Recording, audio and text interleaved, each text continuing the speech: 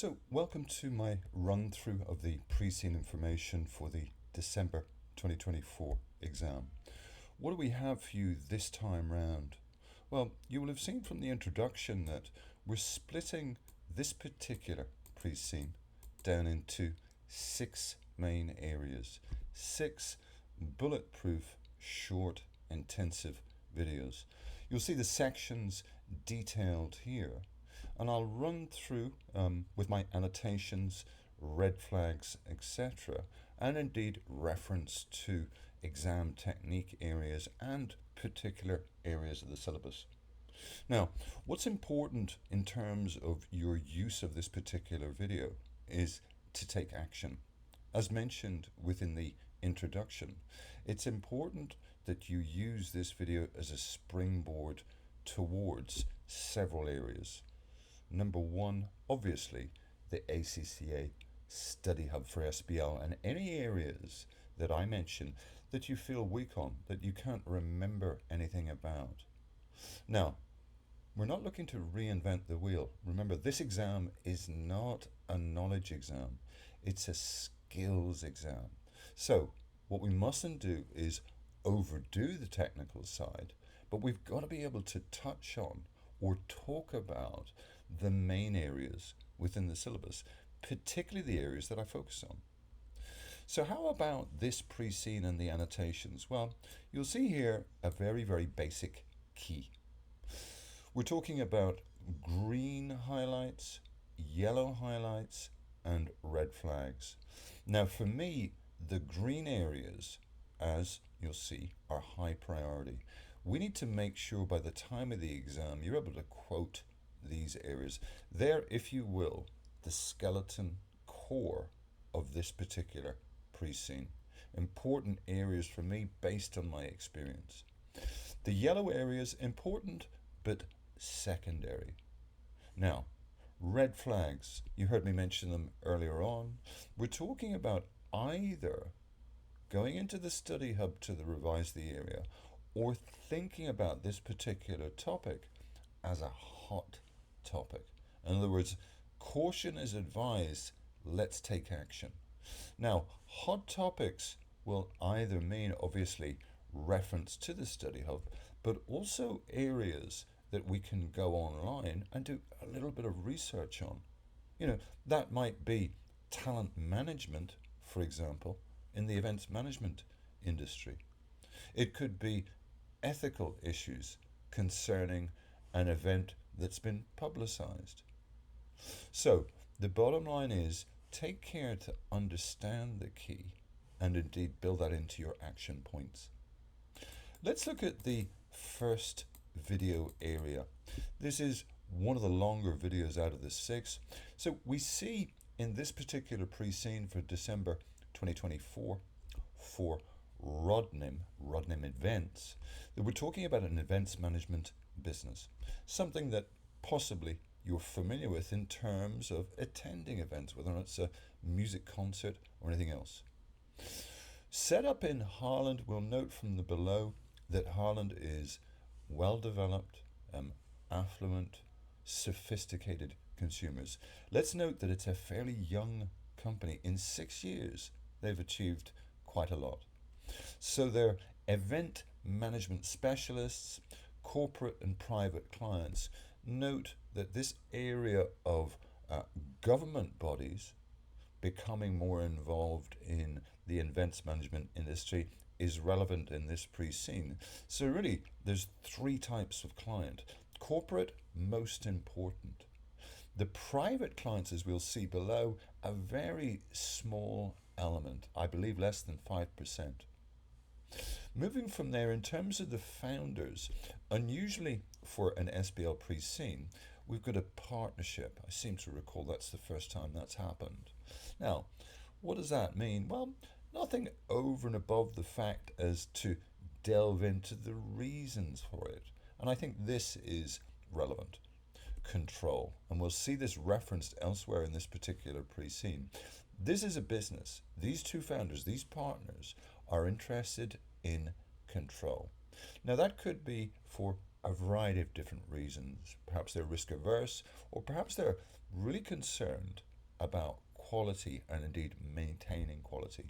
So here's my first red flag, and it really links to not just the idea of the raison d'etre behind operating a partnership when a limited company would have been more obvious, particularly for tax reasons, but also the area of takeover. This business, because it's a small player, as we'll see later on, is ripe for a takeover. There's a lot of competition in this market. There's a lot of multinationals in this industry operating globally and indeed nationally. This is a business that could easily be targeted. In terms of culture, structure, etc., I've suggested it's guesswork. It's probably fairly flat. There's very much a sort of a hands-on, touchy-feely approach, I would suggest, particularly given the style of this particular industry. So there's the introduction, several of those points we've mentioned already. Let's move into the actual industry section 2, okay? Now, we're familiar with events. What I'm not going to do within this set of 6 videos is dwell on the obvious. We know what an event is, but these areas here are important. Plan, organize, coordinate, and manage. A nice little set of 4 verbs to remember. Now, linked in with that, and I think this is important, the area within the syllabus pertaining to PM or project management.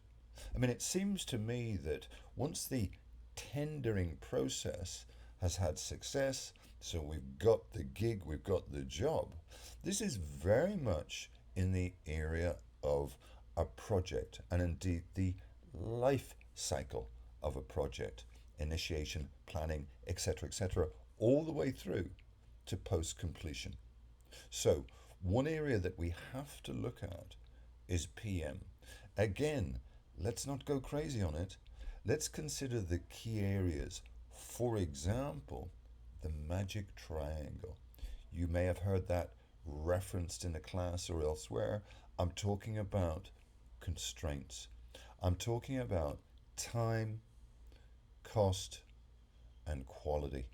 The 3 areas of the magic triangle. Now, let's remember that outside of that triangle, or sometimes we'll see it diagrammatically shown within, scope. The idea of the scope of the job, the scope of the project. So let's move into project management fairly soon and get a feel for the main areas. I'll refer back to that soon. So, in essence, what we've got here is a summary of the business model.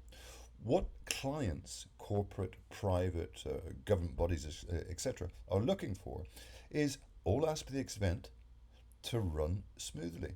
And indeed, what Rodnim are looking for is that the objectives of the client are met. Fees are charged for managing events. And indeed, prior to that, as we'll be aware, this whole area of tendering is key. So for me, this whole issue starts with a pitch, a sales pitch. Now, in terms of our next paragraph here, you'll see referenced across the board within this set of 6 videos, several key models. ANSOF being the first one that we come up with. You'll see Mendelow's matrix referenced, Porter's 5 forces, diamond, etc. Now, we know that ANSOF is a popular little topic within the SBL exam. Also, we know that more often than not, the examiner doesn't highlight or specifically mention models in the requirement. We need to be savvy with the models. Now, this is a model that works well SBL wise. Why? Because it's all about, as we know, expansion. It's all about growth. What Igor Antsov from Harvard has simply said is there's 4 main ways to expand. And the terminology under that banner of Antsov's matrix has to be at the forefront of our mind, e.g., market development, an obvious option. I'm talking about overseas, an option for this particular business to replicate their business model elsewhere comes with risk. What else? Well, service or product development. So let's revise Anselm's matrix. And clearly, in this particular paragraph, What we're talking about is really areas for larger events and indeed any way in which this particular business, Rodwin, can look to open up and secure more revenues. In terms of the tender submission, and you'll recall that I've highlighted a need for us to get savvy with the tendering process, possibly by popping online, looking at perhaps some real life EM tenders, and indeed just get savvy with this essential element that comes before the plan, organize, coordinate, and manage. So, tendering process, they pitch in, this is how we're going to do it. If it's awarded to them, we're good to go. And generally speaking, I would say that in terms of the criteria for the client, it's going to be a link between or a crossover between the relationship or past use of the EM company and indeed cost. In terms of the next paragraph, this references something that's important to us, this growth within the market. This market is pretty big. It's not the biggest industry in the world, but it's certainly big enough. So 1960 billion globally in 2x3, 11% annual growth 5 years. That's a big, strong, thriving industry. Outside of that, we see that EM businesses, 35 to 40% of event ticket sales. So certainly we're talking about a lot of money and a lot of competition. And this is one of the reasons why other companies are being drawn to this particular business. Note that the corporate and smaller private clients tend to charge a fixed fee. Okay? Outside of that, based on what we see above, let's note that this particular industry in Harland is certainly buoyant. And indeed, as we're just about to see, it must well be that over the course of the last 5, 10, 15, 20 years, the industry has grown. Now, there are reasons for that, and that's an obvious link in with Porter's diamond. We know what Porter says in relation to the diamond. He talks about the determinants. He talks about reasons why a given industry grows within certain countries and not in others. Now, you could easily see perhaps an exhibit that might present students with perhaps details in relation to another country and ask them to consider the elements that are important. So let's do our homework in advance. Let's watch out, as I have done within this particular PDF, for areas within Harland that have lent to the successful development of the EM industry. Obviously, PEST is relevant, and both of those models are within our strategic analysis. So let's take a look at this area, events management in Harland. First things first, it seems to me, and this is referenced a couple of times, that barriers to entry are fairly low. Now, from our study of Porter's 5 forces, we know barriers sort of encompass a number of things, not least perhaps capital requirements, perhaps regulation, perhaps networks needed, etc., etc. So there certainly is a high threat of new entrants, as directly evidenced by what the writer of this particular pre-scene tells us. Note that from a pest perspective, this country really has all the elements needed for a thriving and competitive events management industry.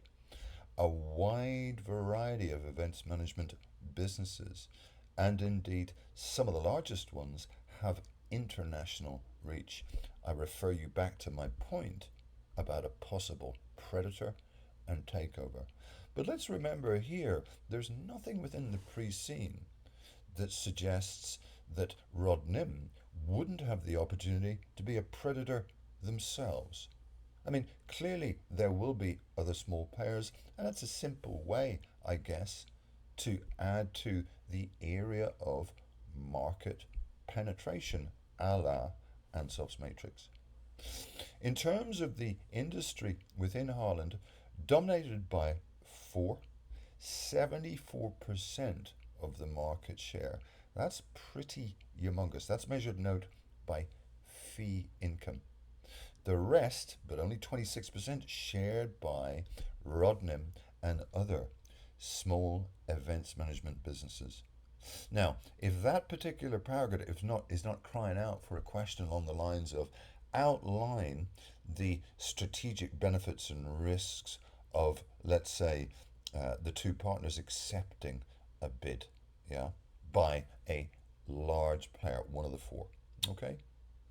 In terms of revenue in Harland, fairly sizable. You'll see here around about 5.5% of the global market. So that's pretty strong. Remember, there's hundreds of hundreds of countries in the world. Harland, 5.5%. Okay. Outside of that, 39 billion in fees.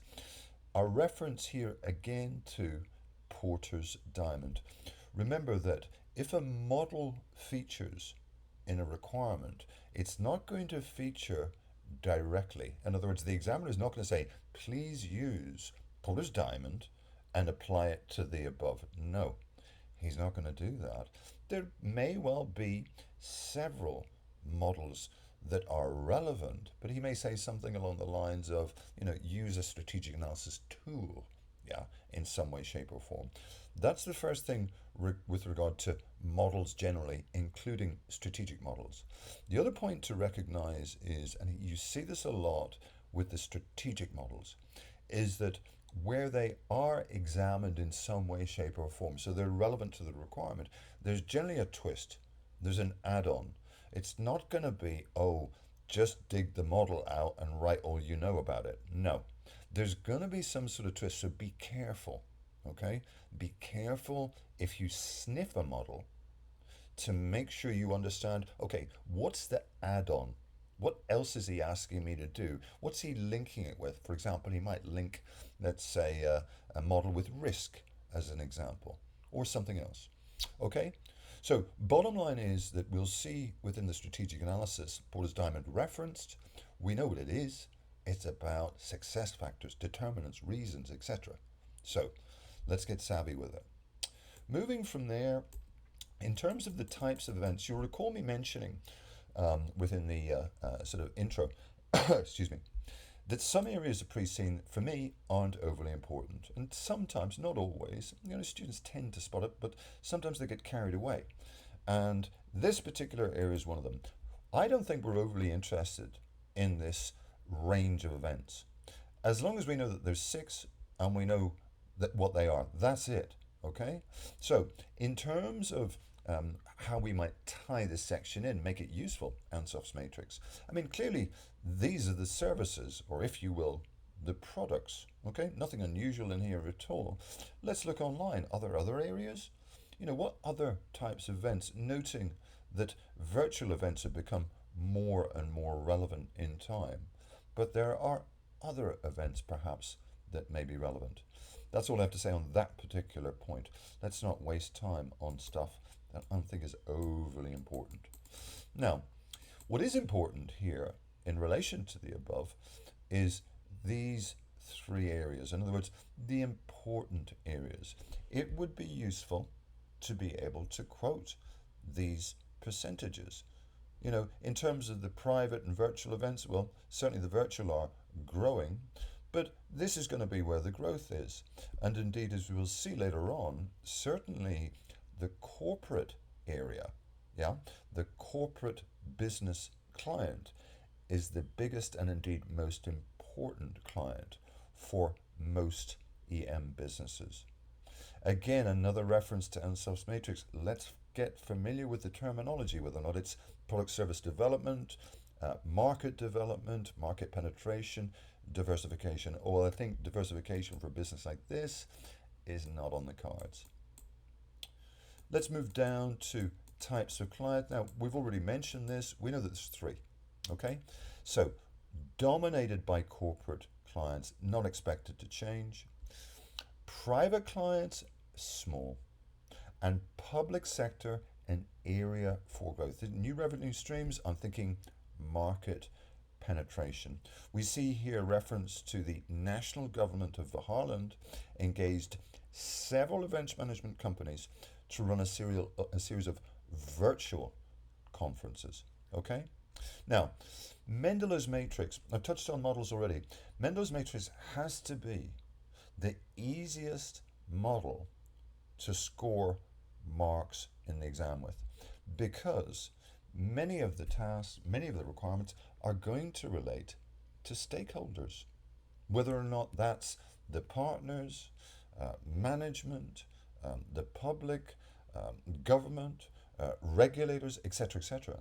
We can get a technical mark by simply mentioning, oh, XYZ, who would be a key player or keep satisfied, high power, low interest, in line with Mendel's matrix.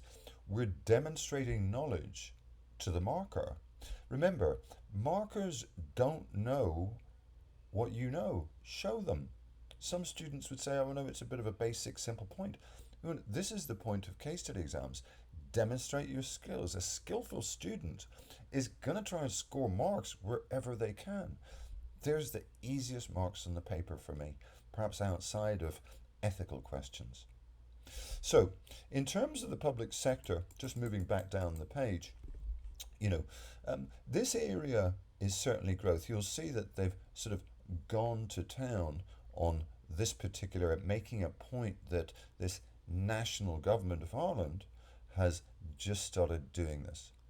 Now, in terms of clients and what they need, I mean, certainly it appears, as you'll see bottom left, that the partners are very aware, and indeed were very aware from the outset, as to what clients, customers need, what they want. They had good experience.